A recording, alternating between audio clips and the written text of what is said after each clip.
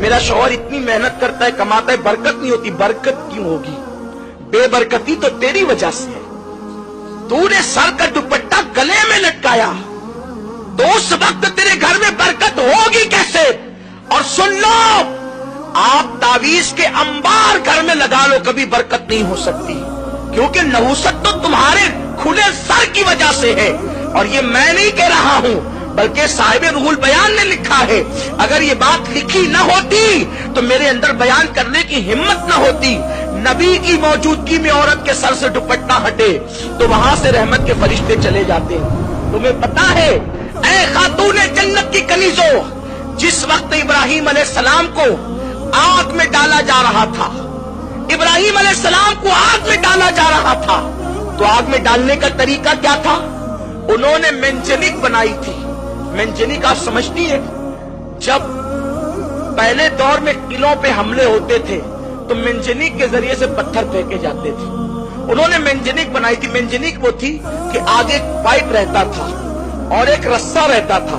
رسہ کھینچ کر کے چھوڑتے تھے تو وہ جا کے پائپ کو لگتا تھا, اور پائپ کے اوپر جو پتھر ہوتا تھا وہ جا کر کے قلعوں کو لگتا تھا. تو سب سے پہلے منجنیق بنی ابراہیم علیہ السلام کے لیے, کیونکہ انہوں نے اتنی بڑی آگ کا علاوہ تیار کیا کہ وہ آگ کے قریب کوئی جا نہیں سکتا تھا. تو ابراہیم علیہ السلام کو ڈالے کیسے؟ تو انہوں نے منجنیق بنائی. تو منجنیق بنا کر کے وہ کئی دنوں سے پریکٹس کر رہے تھے. اس طرح رسہ کھینچیں گے, چھوٹے گا تو ابراہیم کی پیٹھ کو جا کے لگے گا, پھر ابراہیم جو ہے وہ آگ میں چلا جائے گا. لیکن جس وقت ابراہیم علیہ السلام کا کرتا اتار کر ان لوگوں نے منجنیق پر ابراہیم علیہ السلام کو بٹھایا اور رسہ کھینچا, تو اب رسہ ان سے کھینچاتا نہیں تھا. کیوں نہیں کھینچاتا تھا؟ اس لیے کہ فرشتے رو کر کہتے, اللہ تیرا ابراہیم تیرا نام لیوا, اب وہ آگ میں ڈال دیا جائے گا, ہم اس کی مدد کے لیے جانا چاہتے ہیں. تو فرشتے مدد کے لیے آ گئے. ادھر سے نمرود والے رسہ کھینچتے, ادھر سے فرشتے رسہ کھینچتے. تو فرشتوں کی طاقت کے سامنے نمرودی ناکام رہے, تو وہ رسہ کھینچ نہیں پا رہے تھے.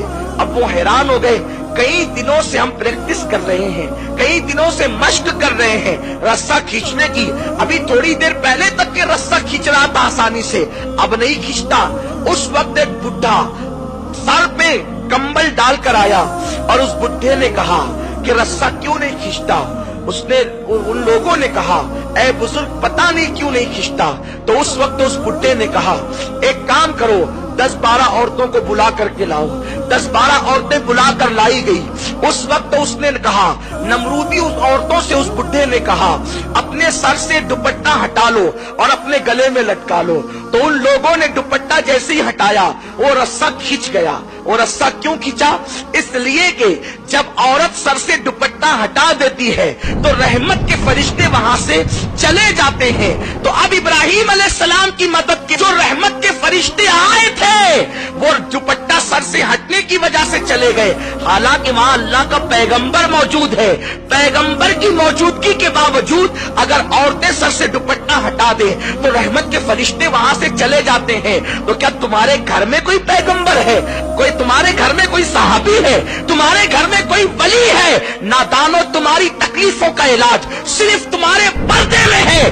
پردے میں رہ کر دیکھو, پھر میرے اللہ کی قدرت دیکھنا, اس کے کرم کی بارشیں دیکھنا. سنو, اللہ اکبر, جن کے گھروں میں برکتوں کا نزول ہوا, جن کے گھر سے کائنات کو خیرات ملی, جن کے گھر سے ولایت تقسیم ہوئی, جن کے گھر سے امامت تقسیم ہوئی, جن کے گھر سے نعمتیں تقسیم ہوئی, وہ گھر سیدہ فاطمہ الزہرا کا گھر ہے. سیدہ فاطمہ کی زندگی دیکھ لو. امام حسن مجتبی سے کسی نے کہا, حسن تیری ماں بڑی پاکیزہ تھی. امام حسن نے کہا, تو نے سچ کہا. جس دن میری ماں کا وصال ہوا میں 6-7 سال کا بچہ تھا, اس کے باوجود بھی میں نے اپنی ماں کے سر کے بالوں کو کبھی نہیں دیکھا. جو مائیں اپنے ننھے بچوں سے بھی اپنے سر کے بالوں کو چھپاتی تھی ان گھروں سے خیرات تقسیم ہوتی تھی, اور جو مائیں اجنبی مردوں کو بھی سر دکھاتی ہے پھر اس گھر سے خیرات نہیں بٹتی, اس گھر میں خیرات مانگی جاتی.